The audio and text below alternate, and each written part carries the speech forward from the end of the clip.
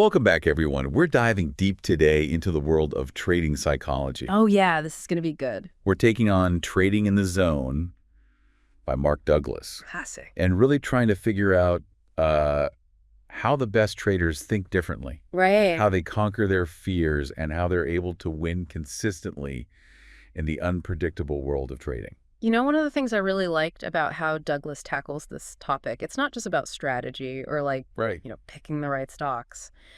It's really about developing this mindset that can handle anything the market throws at you. Yeah, I mean, one of the things that really struck me at the beginning was this whole idea of this paradox that trading can seem super easy when you're winning, Yeah. but then when it comes to mastering it and winning consistently, that's where so many people get tripped up. Why is that? Well, he gives this example of a new trader who starts off with these incredible wins. I mean, just killing it right out the gate. Like beginner's luck almost. Yeah, exactly. But then it all falls apart because they didn't have the right mental foundation. They hadn't built that resilience yet. Yeah. They just weren't prepared mentally. It was really just beginner's luck. Right. And this shows that the people who win consistently aren't just lucky. They've actually trained their minds to handle the pressure. It's almost like they've built up an immunity to that self-sabotage. Exactly. And that's where I think Douglas's insights on fear come in. Yeah. He identifies these 4 primary trading fears: being wrong, losing money, missing out, and leaving money on the table.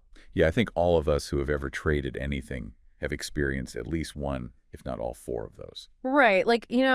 I definitely remember early on, just that FOMO feeling. Like FOMO's the worst. Oh, the worst. It gets you to do some crazy things. Oh, yeah. And what Douglas points out is that these fears aren't just emotions. They can actually become these self-fulfilling prophecies. Okay. They distort how we see the market and cause us to make decisions that ironically lead to the very outcomes that we're afraid of.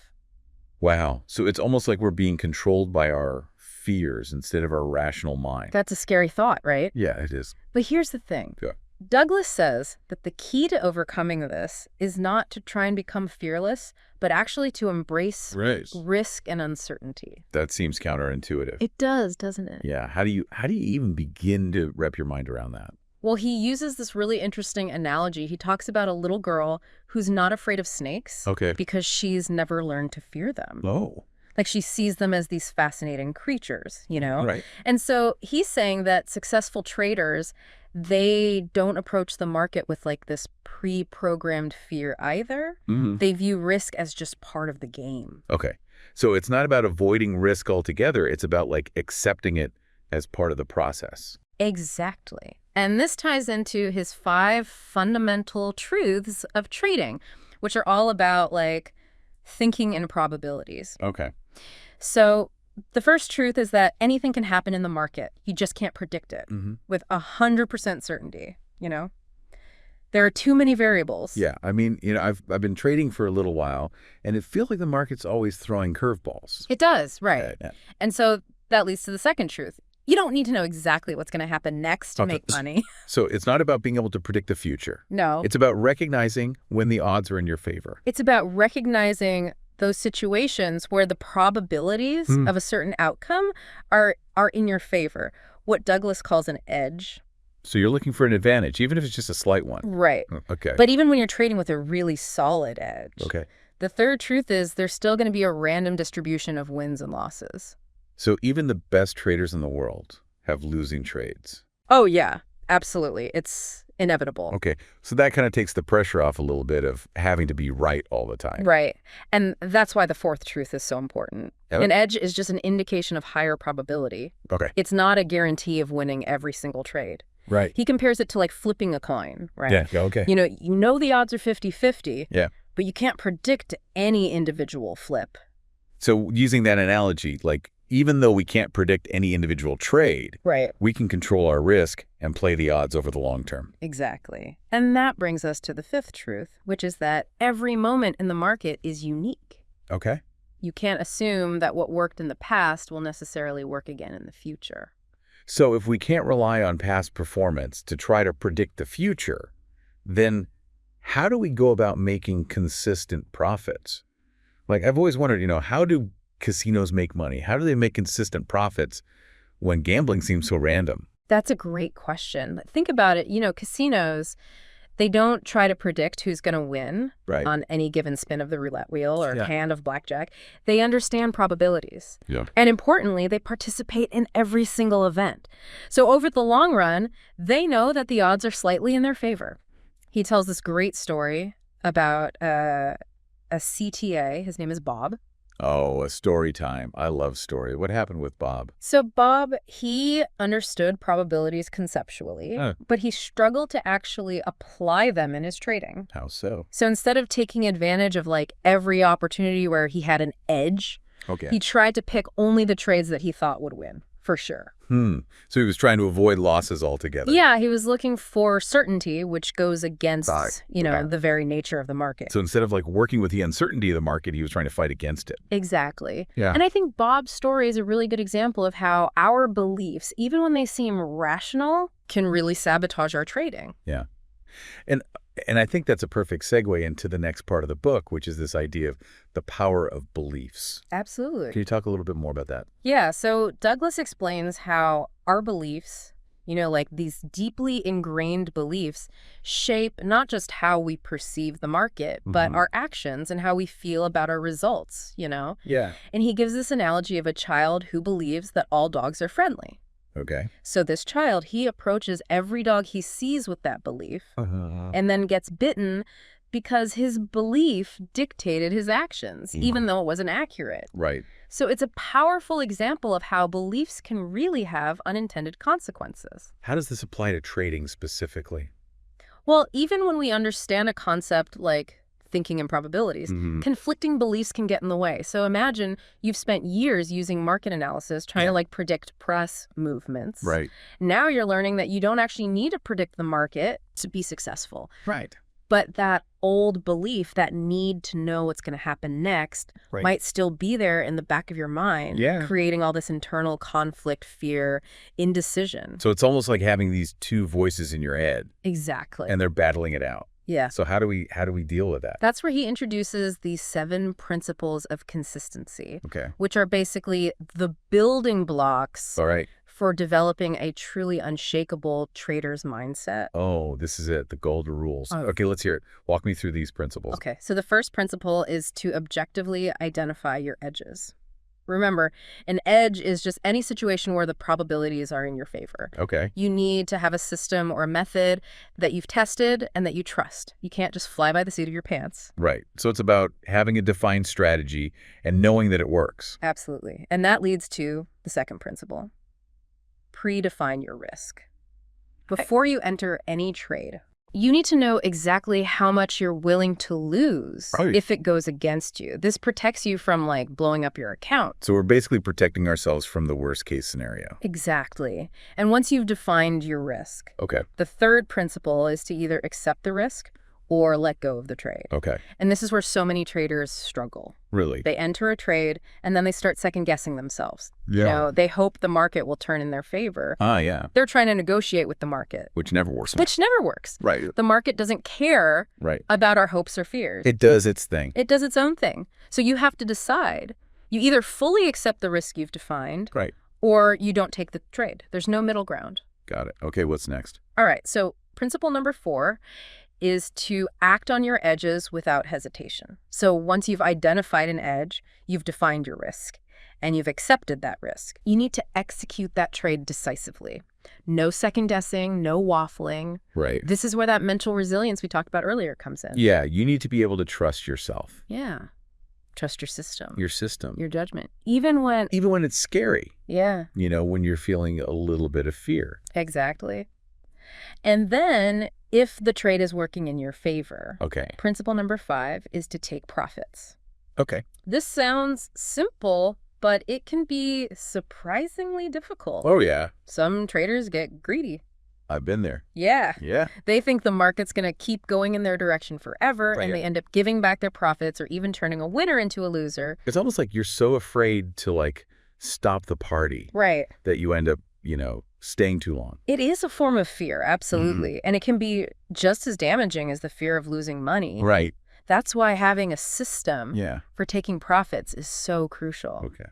What else? Okay, so principle number 6 Even the best traders make mistakes, Oh, yeah, for sure. which is why it's important to monitor your susceptibility to errors. Okay. This is all about self-awareness. You got to pay attention to your thoughts and emotions Nah. while you're trading. Notice when fear, greed, or any other emotion might be clouding your judgment. It's like having this mental checklist. Yeah, Am I following my rules? Am I being objective? Or are my emotions starting to take over? exactly. And this leads to the final and most important principle. Okay. Number 7. Never violate these principles. Okay. This is where true discipline comes in. It's not enough to just understand them intellectually. You need to make them like non-negotiable rules that you follow no matter what. It's like the guardrails that keep us on the path, Exactly. to profitability. Yeah. And to help people really solidify these principles, Douglas actually suggests a really interesting trading exercise. Okay, I'm always up for a challenge. Well, this one is surprisingly simple. You trade your system mechanically for at least 20 trades, adhering strictly to your predefined rules. No deviations. No deviations, no exceptions. So it's kind of like, we were talking about the casinos. You're treating it like Yeah. your trading system is like a casino game. You're Yeah. playing the odds Exactly. and trusting that over a series of events, you're going to come out ahead. Exactly. And here's the thing. The goal isn't even to win every trade. What? It's to learn how to execute your system flawlessly Okay. without letting emotions interfere. So it's almost like a mental boot camp for traders. It is. It's designed to reveal those internal conflicts that Yeah. might be sabotaging your efforts Mm-hmm. to trade consistently. So it's like by going through this exercise, Yeah. we can actually train ourselves to trade without fear. Exactly. It's about building up that mental muscle memory. Right. The ability to execute trades. With confidence. Yeah, with discipline and confidence no matter what the market is doing. This has been really insightful. I'm really looking forward to learning more about Yeah. how to apply these principles in our own trading. Let's dive into that next time. Sounds good. Yeah. It sounds like that exercise could be really revealing. Like, you shine a light on all those subconscious fears and beliefs that we have, the things that are holding us back that we don't even realize. Yeah, for sure. You're creating a safe space to kind of confront those fears head on and work through them. The key is to approach it with curiosity instead of judgment. Like, don't get discouraged if you find it tough at first. That's normal. The goal is just to observe your thoughts and emotions as they come up. Don't judge them and use those 7 principles of consistency as your guide. So it's about building self-awareness and that mental discipline, which are both crucial for trading consistently. Yeah, you got it. And once you've gone through that mechanical stage, you start to see that you can actually trade without fear calling the shots. That's when you can kind of move on to a more subjective stage where you can bring in your own insights and intuition. So instead of just like blindly following a system, we can start to develop our own style and approach. That's the idea. But remember, even in this stage, those principles of consistency are still super important. They're like guardrails, making sure you're managing risk and staying disciplined. And as you gain more experience, more confidence, you can eventually move to what Douglas calls the intuitive stage of trading. Okay, now I'm really intrigued. What's this intuitive stage all about? This is where trading becomes an art form. You develop this deep understanding of the market's rhythm and flow. It's like you can almost sense what's going to happen next. Think of it like a master chess player who can see several moves ahead. Wow, so it's like developing a sixth sense for the market. You could say that, but it's not like you become psychic or anything. It's about honing your instincts and your intuition through years of experience and careful observation. It sounds like all that hard work you put in during those earlier stages really pays off at this level. Oh yeah, it absolutely does. But here's the catch with intuition. You can't force it. It has to develop naturally as you become more attuned to the market. It's kind of like learning to ride a bike. At first, you're wobbly and uncertain, but eventually it becomes second nature. That's a great analogy. So how do we know when we've reached that intuitive stage? Is there like a light bulb moment? It's not an overnight thing. It's a gradual process. But one sign is that your best trades often come from a gut feeling or a hunch you can't explain rationally. It's like your subconscious mind is processing all this information and sending you signals that your conscious mind hasn't caught up with yet. That's wild. So it sounds like it takes serious dedication and time to get to that level. Yeah, it definitely does. But it's a journey worth taking. The rewards of intuitive trading, both financially and personally, can be immense. So to kind of recap our deep dive into trading in the zone, what are the big takeaways? What do we really need to remember? The main thing is, consistent success in trading comes from mastering the mental game. It's about understanding how our own beliefs and expectations shape how we see the market and learning to think in probabilities instead of chasing predictions. Those 5 fundamental truths that Douglas lays out, those are your foundation. And then those 7 principles of consistency are like the blueprint. They show us how to put that mindset into action. Yeah. Exactly. And remember, it's not about being perfect. Nobody is. It's about striving to improve continuously. Always monitor your thoughts and actions and never violate those core principles. Man, I'm already feeling more confident just thinking about these concepts. But before we wrap up, do you have a final thought-provoking question for our listeners? Something for them to chew on? Absolutely. If every moment in the market is truly unique, what does that tell you about relying on past performance to predict future outcomes? I'll leave you with that to ponder. That's a great question to consider as we continue to explore the exciting world of trading.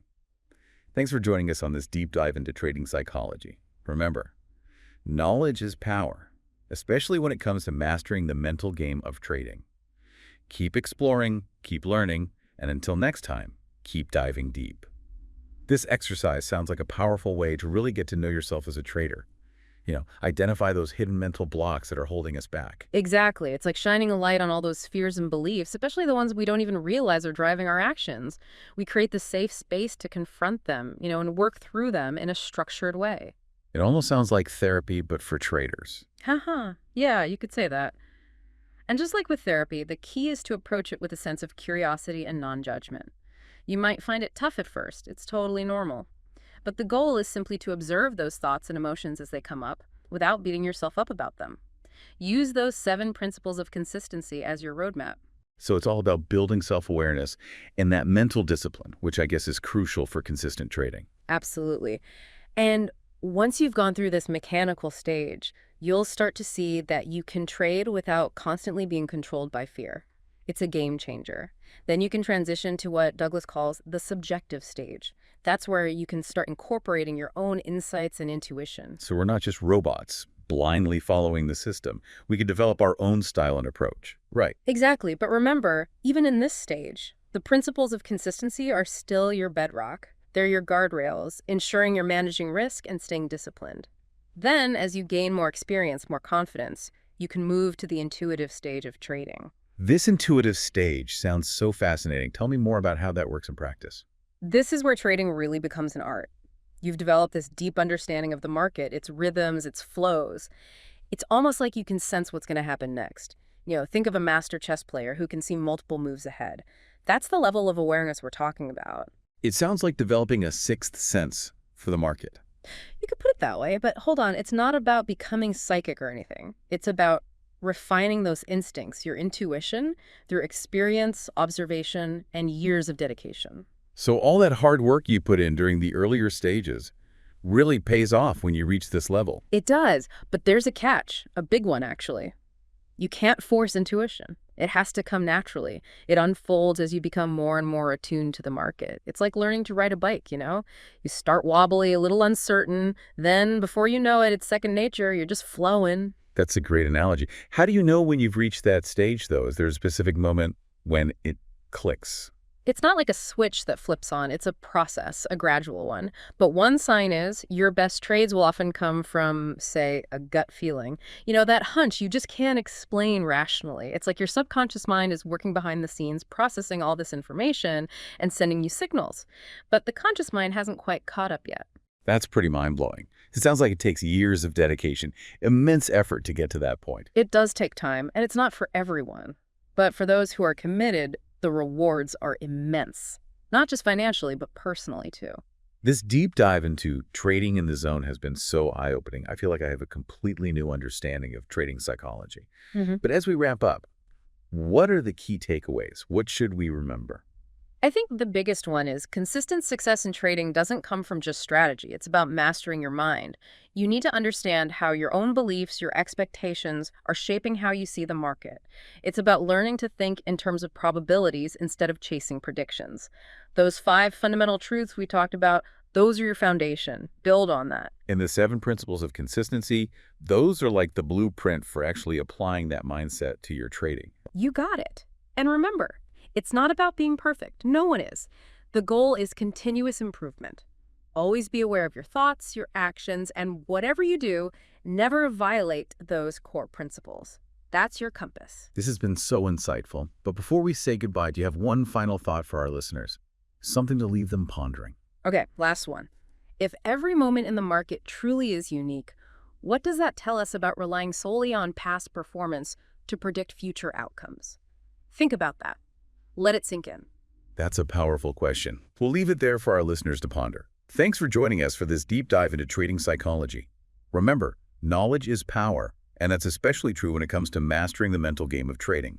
Keep exploring, keep learning, and until next time, keep diving deep.